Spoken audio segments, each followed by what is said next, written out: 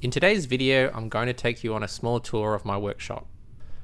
I've had a few requests for this, and while I've been a bit hesitant to do it since it's still very much a project that's still in progress, it would be nice to have a sort of historical reminder that I can look back at in the coming days, weeks, months, and even years as the shop evolves and grows. So with that said, let's start the tour.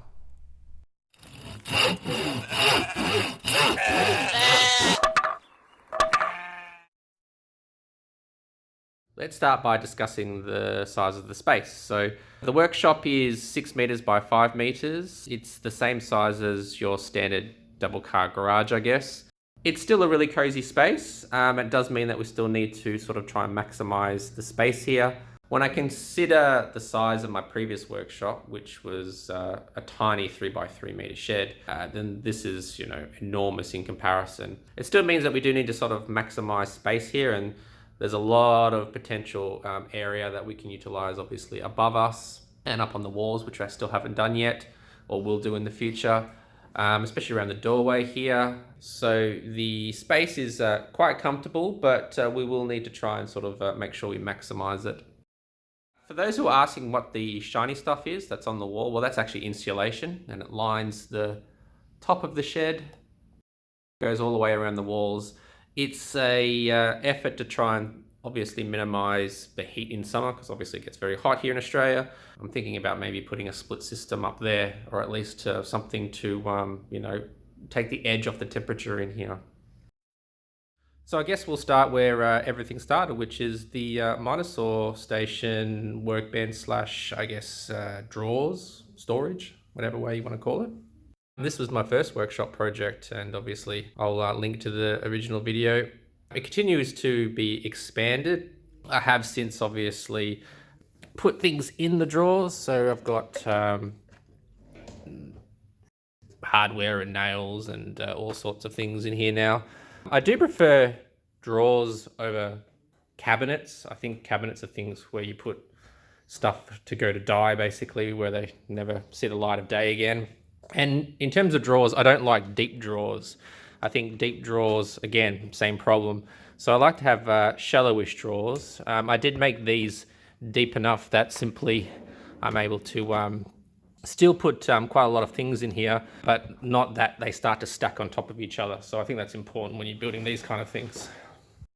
One thing I do want to mention, and was brought up a few times in the original video series, is this mitre-saw. So yes, this is a cordless mitre-saw, and I have had it for probably about 7-8 years. It's one of the original 1 series Ryobi mitre-saws.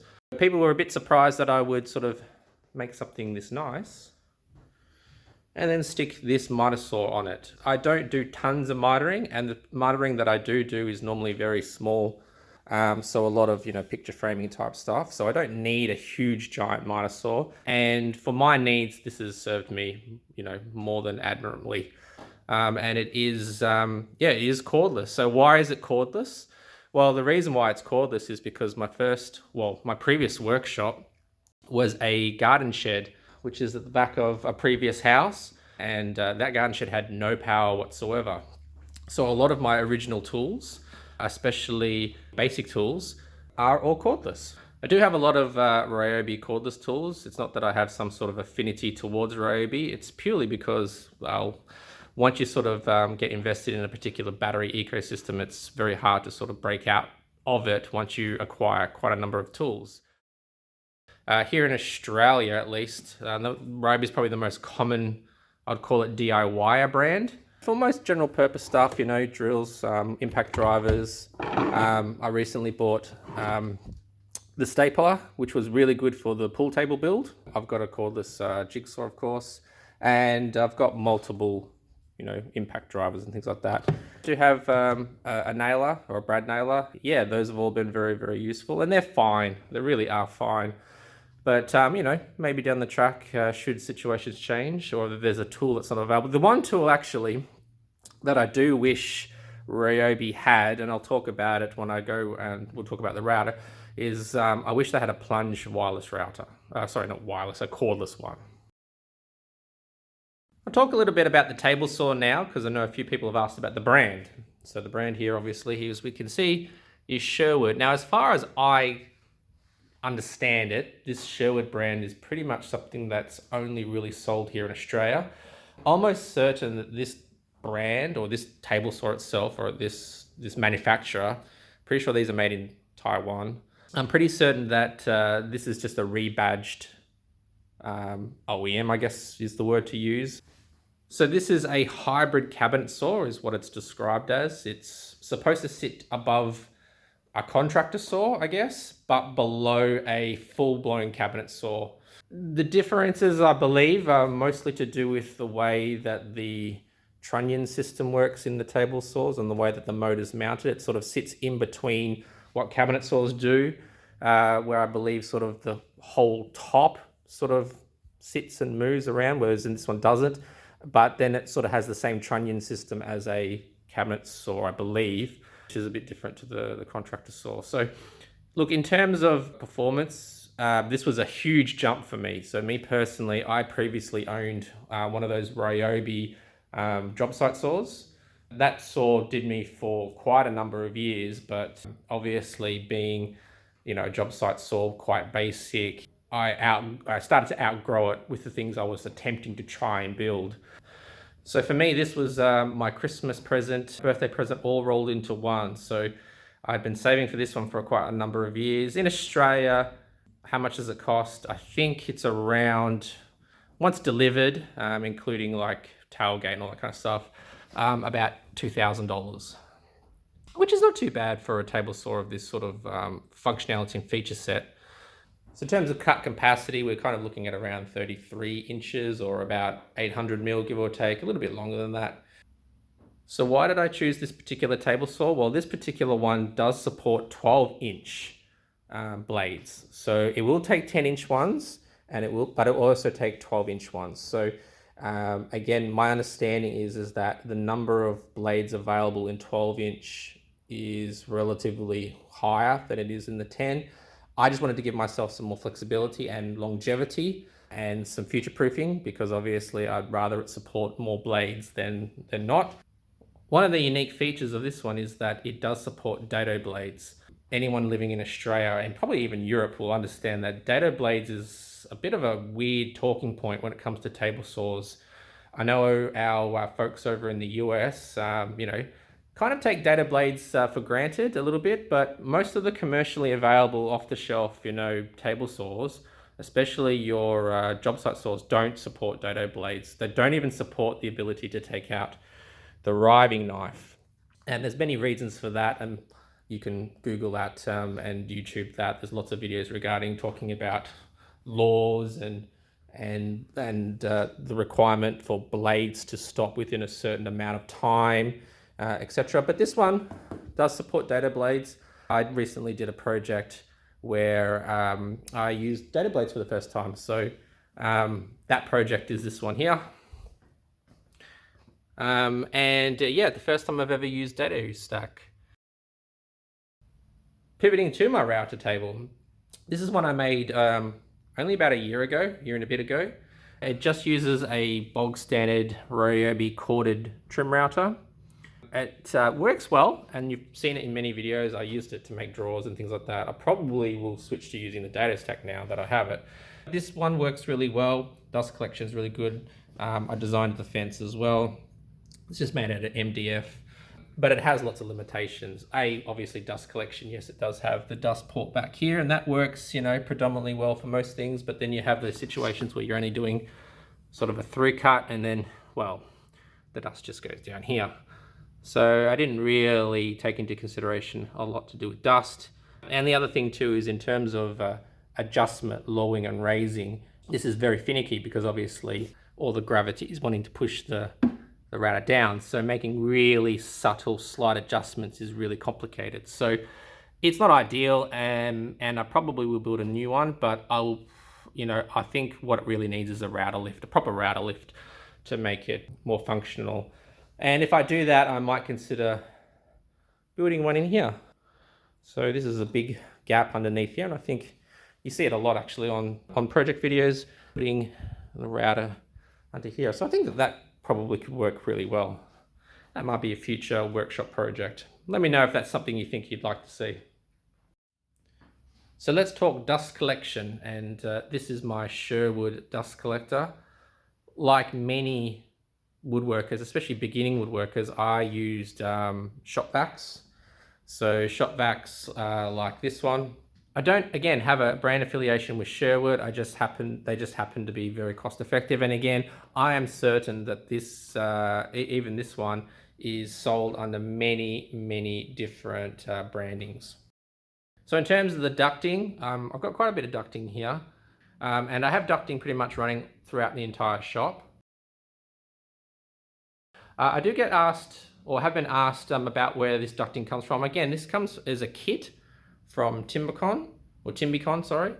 It's clear. So one of the things, being a dust collection sort of noob, or being a person that's not familiar with how dust collection works, I wanted to have clear ducting purely because I wanted to be able to obviously understand where dust goes and how it travels, and be able to diagnose problems if, you know, there's a jam or a log or something like that. So you can buy this as a kit from Timbicon. It comes with a lot of, well, it comes with all of the piping. It comes with a lot of the fittings, so the L brackets, elbow brackets, T-junctions, things like this. And so far it's been really good. So, you know, the dust collector has plenty of power to run multiple tools at the same time. Not that you will. I think there's still a lot of room for growth and a lot more ducting that I can put in the future. So onto my thicknesser and jointer. These are the newest tools in my workshop, I guess, in comparison to a lot of them, other than obviously my table saw. Table saw is actually the newest one. The jointer here is about a year old, and the thicknesser here is about, I would say, 8 months old. Thicknessers and jointers are tools that many seasoned woodworkers will tell you are optional. You know, you don't necessarily need these in order to be able to do woodworking. That's certainly true. But the thing that I found that's elevated my woodworking is these two tools by far. Being able to dimensionally precision mill your own timber and get it down to the thicknesses that you want, and making sure that your timber is square, makes building things infinitely easier. And they're the two biggest upgrades, I would say. Certainly for a woodworker or an enthusiast woodworker that wants to take the next step, then jointers and thicknesses are a great stepping stone to then actually becoming more serious in woodworking. Certainly there's always discussions and conversations around which one you should buy first, whether or not you should buy a jointer, whether or not you should buy a thicknesser. I started with the jointer here. I went with the benchtop jointer purely because I wanted to expand my capabilities, but also explore whether or not this is something I wanted to become more serious about. Because the second that you start buying very bespoke pieces of machinery like this that do a very specific job, you're kind of making an investment. Probably the best thing that I did, which is opting for the spiral head cutter, as they call it. So the spiral head cutter, or helical cutter, as sometimes it's referred to, over the blade one. So if you're thinking of a thicknesser, do consider getting the helical cutter one. They are more expensive, obviously, but in terms of an investment and longevity, they can be quite good, quite superior. This is my bandsaw. It's a Ryobi bandsaw. Very small footprint bandsaw, very low capacity bandsaw, and to be brutally honest with you, it's not a very good bandsaw. For what I'm asking it to do, it's well outside its specifications. So I mean, as a hobbyist bandsaw for small things and very thin material, it's fine. But for me, I want to start being able to resaw material.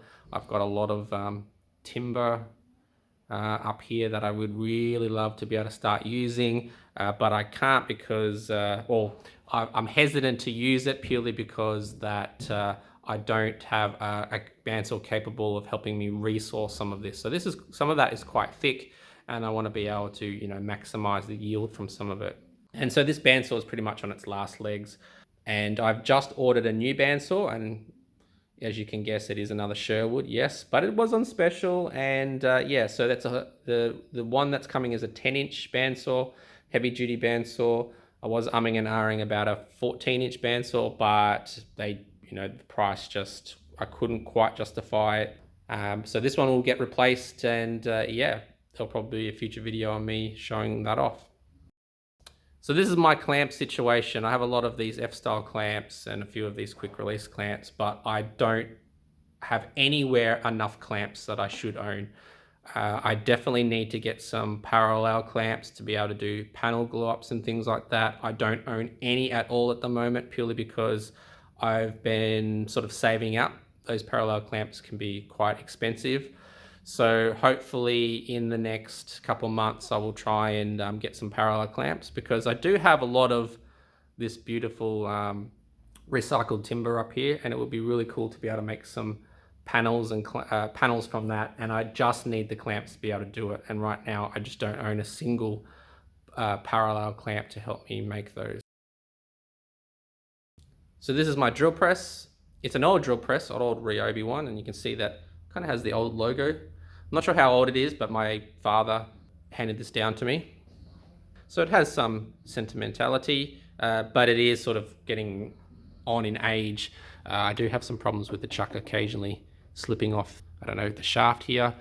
And we don't have a ton of capacity, but for all intents and purposes, so far it's worked for everything that I've tried to do with it. But a new drill press is probably on the cards at some stage in the future.